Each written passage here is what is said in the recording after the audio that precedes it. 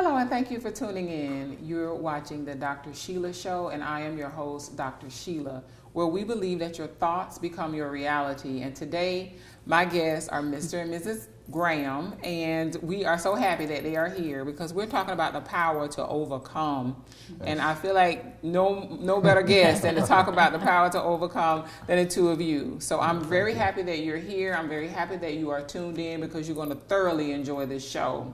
So please tell us a little bit more about yourselves and what it is that you do. All right, well, I'm Benjamin Graham, also known as Big Mouth Ben. Okay. I'll tell you a little bit more about how I came up with that name. Currently, I'm a business owner of Big Mouth Ben Stores. Okay. I sit on the board of Partners for Home, which is a leading COC out of the city of Atlanta. Okay.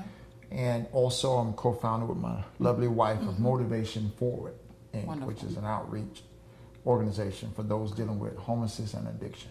Wow. That's amazing. So with your stores, you mentioned that you have a store. Do you have more than one location, and where are they located? Right now we have one location located on Auburn Avenue near the King Center. And currently working on an expansion. We'll talk about that maybe later after we confirm it. Okay. Yes. Wow. Yes. That's amazing. Yes. Excellent. So you work with the homeless and you are working, that's an effort because of my own experience. Okay. You know, I suffered from, I struggled with the 17-year drug addiction. Wow. Which resulted into my homelessness for about 5 years. Okay. And was able to overcome that. And so I definitely am called to reach back and help those that are struggling with the similar issues or with the same issues. That's very commendable. I think that a lot of times we have goals and aspirations that we want to accomplish ourselves, but I think the blessing comes when you're able to give back to the community or to someone else that may be struggling or, trying to accomplish their goals. So it's wonderful. Don't get me wrong. I'm all about, inspiring others to achieve their individual success. But it's very imperative, and I believe that our blessings come when we give back. Definitely. Right. So I am very happy that you guys are here. We are going to definitely continue our conversation.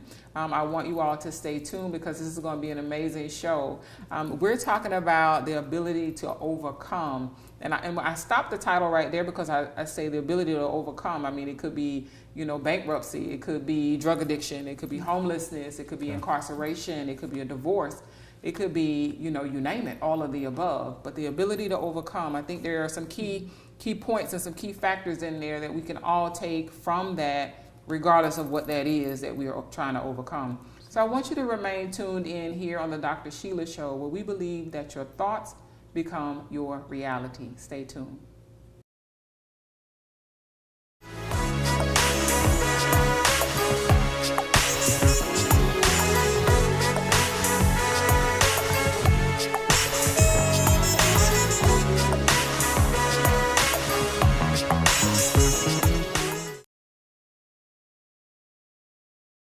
I'm Benjamin Big Mouth Ben Graham, and this is where I came from. Right now there's a movement, we call it the Came From Nothing movement, and not meaning that we actually came from nothing, but it's a point of coming from where I feel I had nothing. Sleeping under a bridge, strung out on drugs, feeling I had no relationship with the family, no possessions, to a point where now I have a ministry, a business, a lovely wife, lovely marriage, and lovely outreach. And it's just that faith in God, that determination to live right, and that determination to work hard for what you want is what got me where I am today. Welcome back. You're tuned into the Dr. Sheila Show, where we believe that your thoughts become your reality. And today we're talking about the ability to overcome. And I say overcome anything because we all experience some kind of challenges or obstacles in our lives. So it's very important that you kind of tune in to what works for you.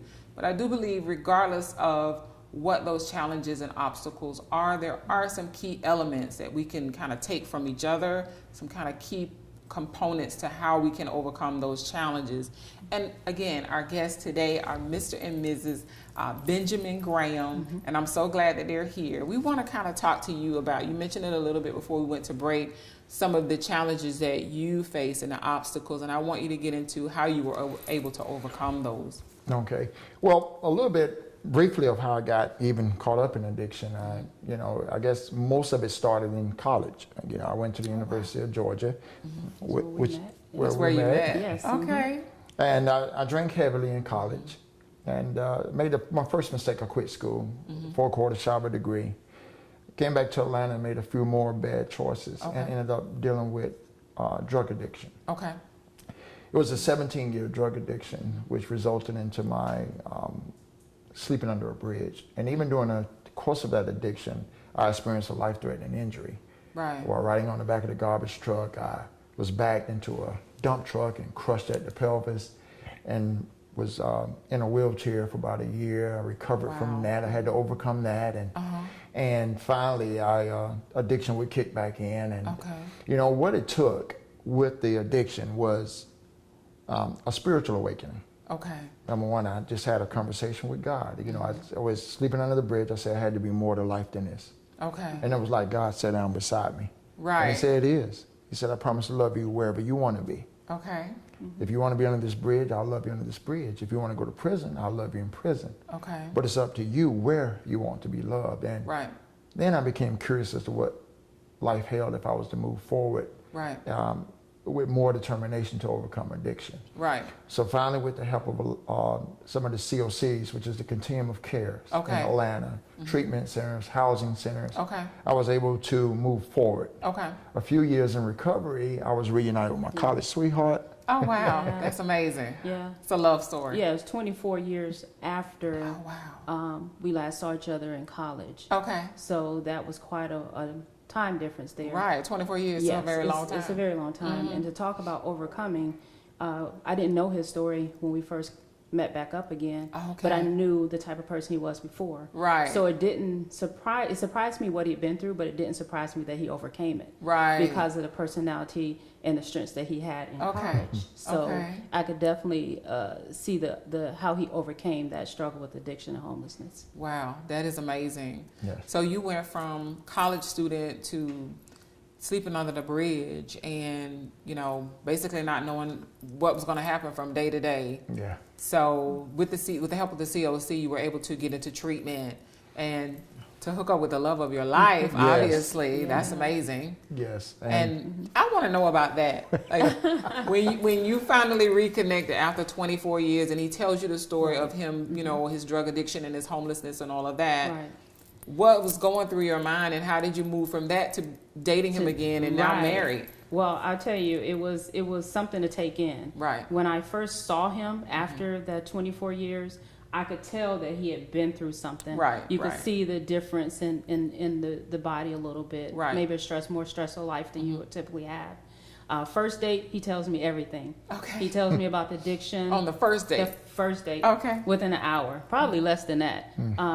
Addiction, the homelessness, his injury, everything, and even a little bit more stuff, Right. But he really laid it out, and I respected that. Right. I respected You the have to honesty, respect that, right. because you just don't see that very often. Right. So with him being honest with me like that and putting that on the table, I said this has to be something special here. Yes. And so we dated some more, kept seeing each other, and I could see the drive. I could see his drive. To see the drive in him. I could see his passion. I could see his drive and the honesty. It just drew me back and back toward him, because there's definitely red flags there. You think, is he really over the addiction? Right. You would be lying if you didn't ask yourself those questions or have those concerns. Right. But just seeing his passion for other people, the passion for what he do, it just is something that draws you back and back. Wow, that's amazing. So not only do you have a success story that you were able to overcome the addiction, but we're talking about the power to overcome, but you were able to overcome that, to fall in love with the love of your life again, and then to be married and to now have a business and so many other things that you are working to accomplish. And what would you contribute that to? What would you say? Your wife mentioned the drive. What would you contribute that to? A burning desire. Okay. You know, I was sitting listening earlier, and sometimes we can desire something. Right. And you know what? Like the person said, I need to work out. I need to exercise. I need to get healthier. And you know, that's a desire. Right. But it's just that. A burning desire is something more, is much more serious. Right.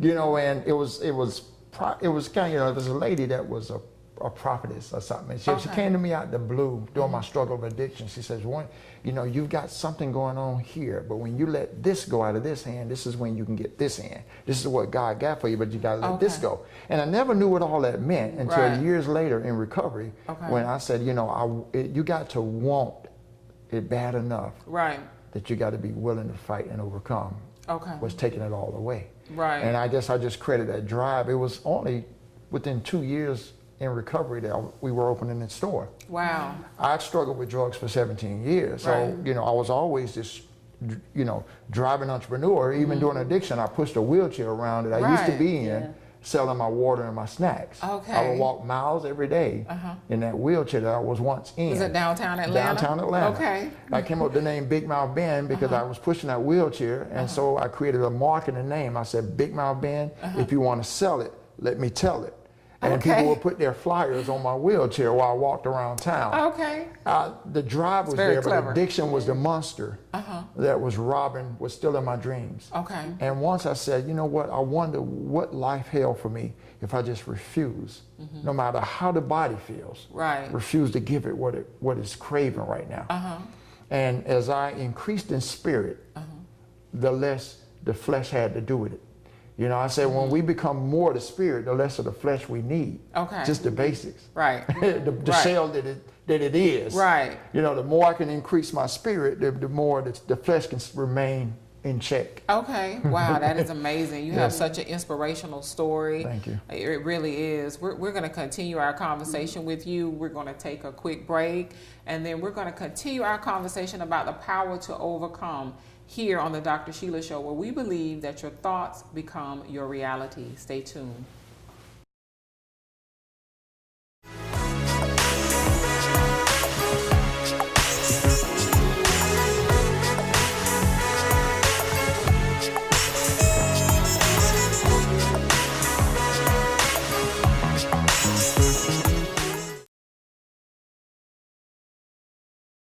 Hi, I'm Tanya Graham. I'm the wife of Benjamin Graham here. And we just heard a little bit about his testimony of coming from addiction and homelessness.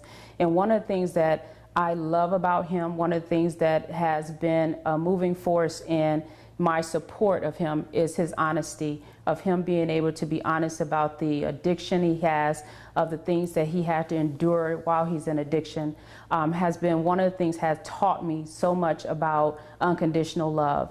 And that is something that so many people need to have in situations like this, so that not only that person does not go back into addiction, but they can feel stronger about who they are and what they have to do in life, what God has gifted them to do.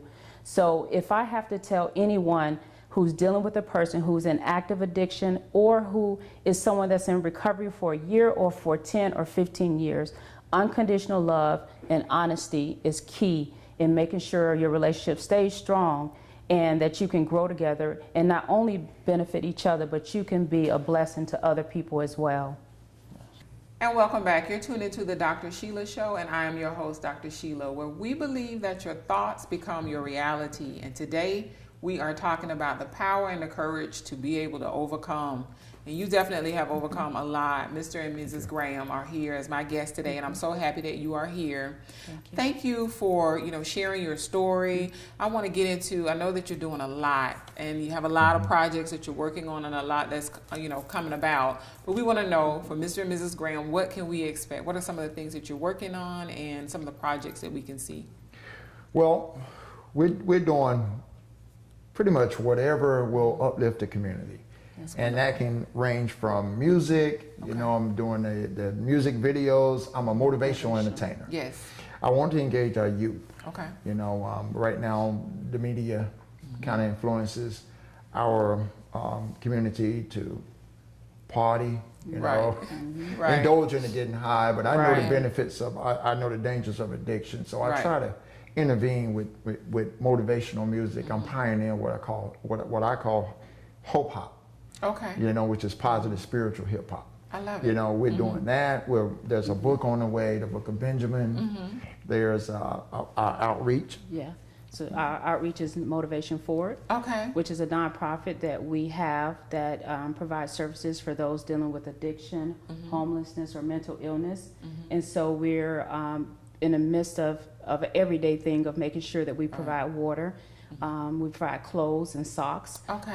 We do this through our store, the Big Mouth Bin stores Okay. on location, and we also do events here and there.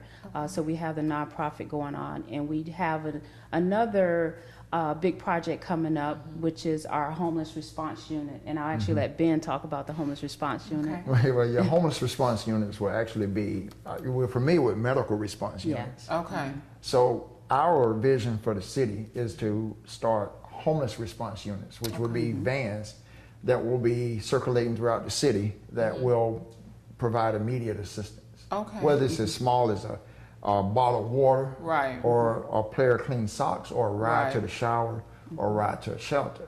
In the case with most homeless individuals, some of them may not be ready to come off the street and go to a program, but Right. they might just need that bottle of water. Right. And in some cases, it takes several contacts with the Right. individual before they trust you enough to even take your advice. I see. And what we'll do as well is that we'll make sure that we're connected with different organizations throughout Atlanta, so when they are ready, we know where to take them. We have the Okay. connections, we have the phone numbers. That's amazing. Yeah, so it's much needed. So Right. we're really looking forward to kicking that off this year. Definitely. And in Atlanta, there is pretty high population of, homeless Right. in Atlanta. I think it's much higher than, well, I believe that in all cities, it's much higher than, people realize. So I is. definitely It is. commend you on doing that. And that's a way, as you mentioned before, to definitely give back. And I like the Absolutely. music that you mentioned as well that Yeah. you're going to be doing, and your book, The Book of Benjamin. I love the Yeah. title. Thank you. That's Love awesome. it. That's Yeah. awesome. So I want to thank you both for being a guest here on the Dr. Sheila Show,